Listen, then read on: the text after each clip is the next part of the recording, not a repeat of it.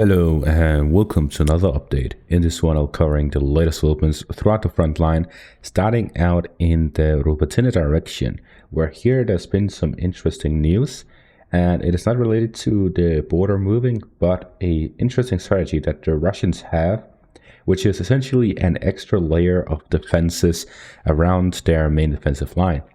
So what we see is that the Russians have prepared some tunnels moving through the south of Robotine and most likely connected with the trenches here to the south of the village. So what we're seeing is that the Russians had some trenches prepared all around Robotine, and then there are some tunnels that connect some of these trenches with each other.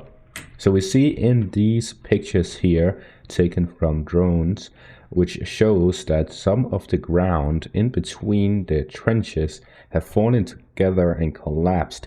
This is due to the heavy shelling in this area, so the fundamental stages of the offensive had the Russian forces going and moving through these tunnels to go from one trench to another, while the Ukrainians had to consistently push through the open fields. So while the Ukrainians were moving through the open fields receiving artillery fire, the Russians were going through the underground tunnels.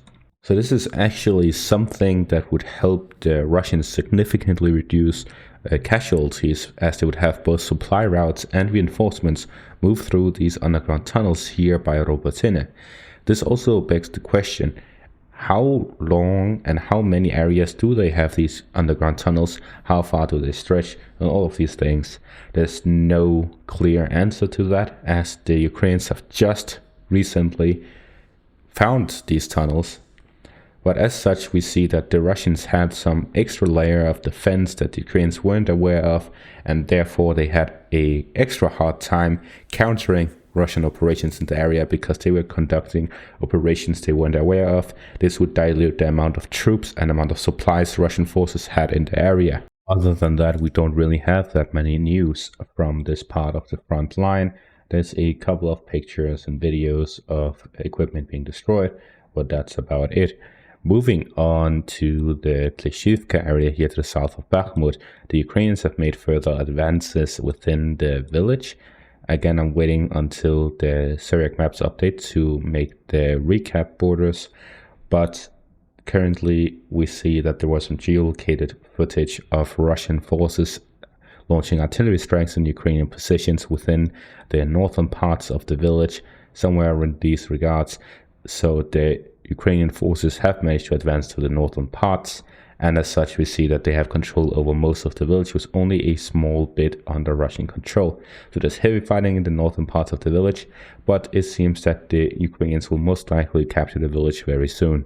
And there's also some geolocated footage here to the north of the village showing some battles in the forest lines here to the north of Klishivka. So the Ukrainians are most likely trying to fight through the forest and trying to get back into Bakhmut from the south while they are taking Klishivka.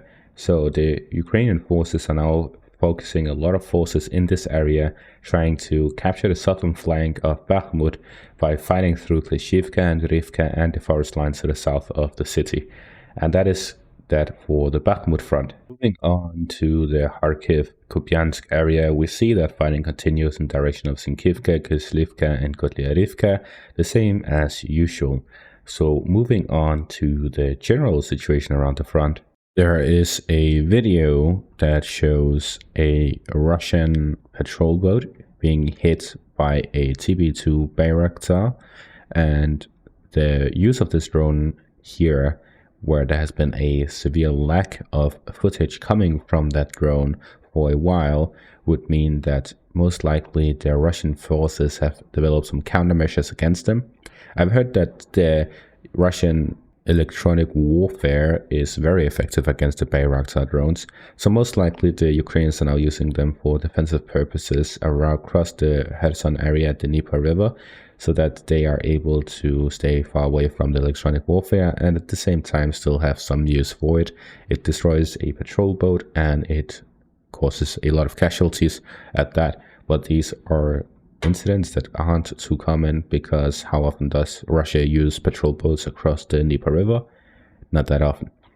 But it's interesting to see nonetheless that the Ukrainians are still creative enough to find use for any weapons that they have at their arsenal, despite the ongoing war that is very attritional for both sides, using a lot of weapons, and that means that they need to make use of whatever they have available in whatever way possible, similar to how the Russians are using their old T-62 tanks as self-propelled guns, using them from distances 5 to 10 kilometers from the front as some sort of artillery, with drones guiding their shells to try and hit the Ukrainian positions from far away and staying safe at a fair distance. Going to be all for this update. This one is a bit shorter. I don't feel that well, so I'll just end it off here. Thank you all for watching and have a great day.